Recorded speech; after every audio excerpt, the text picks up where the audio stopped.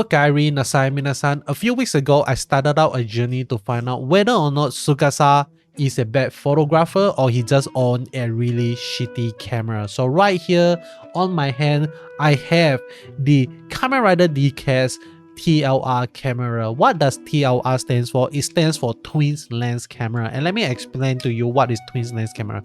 Twins lens camera means that it has two lens itself, that there's one viewing lens and there's one lens for capturing. So this is a really interesting form of camera itself. And right here, I actually bought this as well.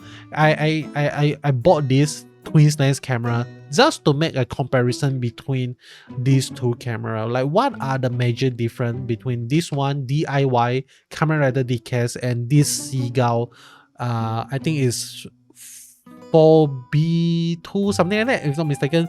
But both of them are really spectacular camera, and I am really shocked when I actually saw the result that is coming from the Kamen Rider Decade TLR camera. There is a video that is on YouTube itself, also built a similar type of DIY TLR camera, and based on his device, the camera actually has a lot of light leaks. But after viewing the photo that I have shooting with this camera, I don't have any light leaks problem at all. Like, there's only like 2 photos that have light leaks, but the rest of them don't actually have any problem at all. So I'm just gonna show you a montage of the photos that I took, and after that I'm gonna share with you like the best photo that I personally think this camera actually took. Maybe a few photos, okay?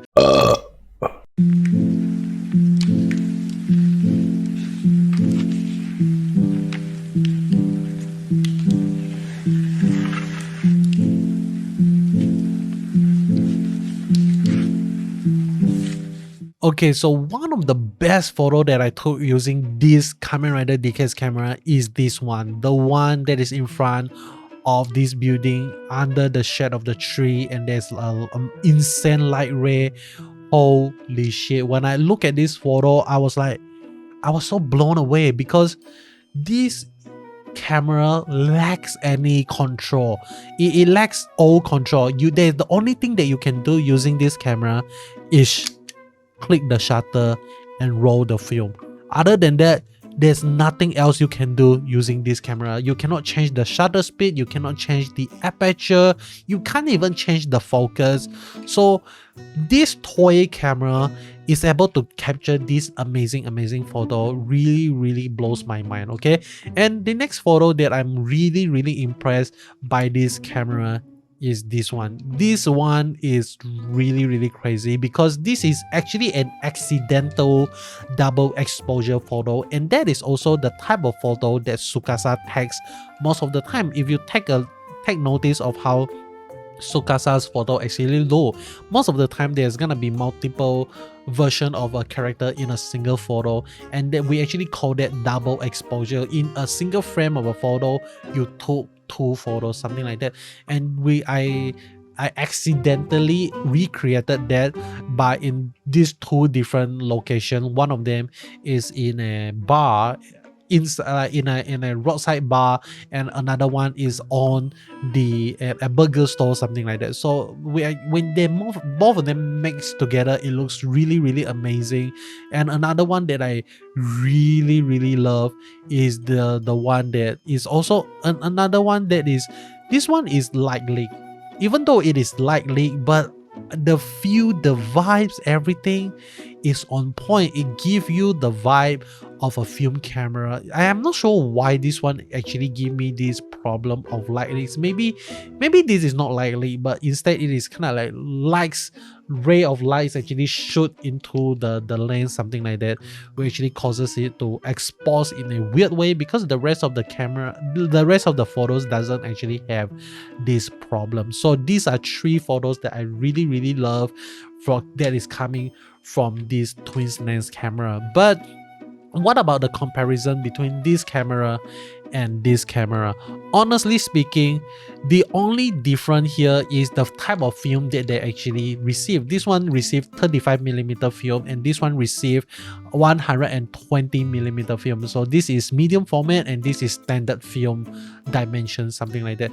So these two film camera, like I said, this one you are able to control the focus, you are able to control the aperture, you are able to control the shutter speed. So if you are a professional, I wouldn't say professional, but if you are a photographer that you know what you are doing, you can definitely, you will appreciate this camera a lot.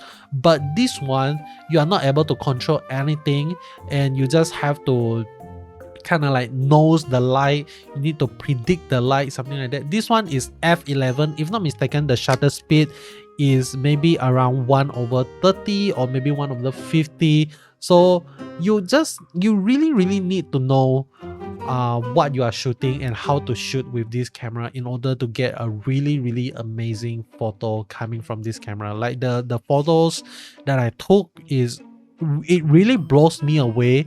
But I would recommend you to use a higher ISO film if you want to shoot this yourself as well. Like I would recommend you to go for format pen 400 or even Ilufort 400, something like that.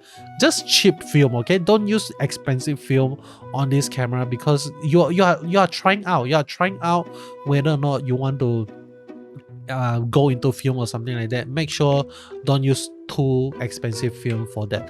And this is a toy camera as well, so you don't want to waste your film on such a body that you are not able to control the aperture, you're not able to get the perfect photo out of it, something like that. And another comment about the camera is the way you actually roll the film. Like one thing that I think, thankfully, there's another YouTuber on the internet that actually also created something similar. And the way the film actually tell you to roll the film is to roll it to see there's an arrow here that you have to roll it and then it will turn accordingly, something like that. But thankfully I have watched the video and the guy actually asked me to make a marker myself, so I actually did that. I actually make a marker myself, and that is why I am able to that is why there's like a little bit of white part here, and the white part here is for the purpose of knowing to what to roll for, something like that. So I will just have to roll one round, then I will know I have finished rolling the film and I can continue shooting the next one, something like that. So this is I would say if you are a big fan of Kamen Rider Decade, this is a must buy. And if you shoot film and you want to get into film, this is a really cheap film camera that is gonna give you a very interactive experience, because you get to build this camera yourself, and then after you build it, you're able to bring it out and try it for yourself as well. But make sure you shoot this outside, don't shoot this indoors, because I already show you the photos. Some of the photos indoors are really cannot see one. So make sure to do this outside in bright daylight. But and yeah, that is all from me. So what is the conclusion here? What is the conclusion to the question that I had in the beginning of the video? Is Tsukasa a bad photographer, or he just owned a shitty camera? My answer to you is he is a shitty photographer. That is all from me. Hope you enjoy, and we'll see you guys in the next one. Goodbye.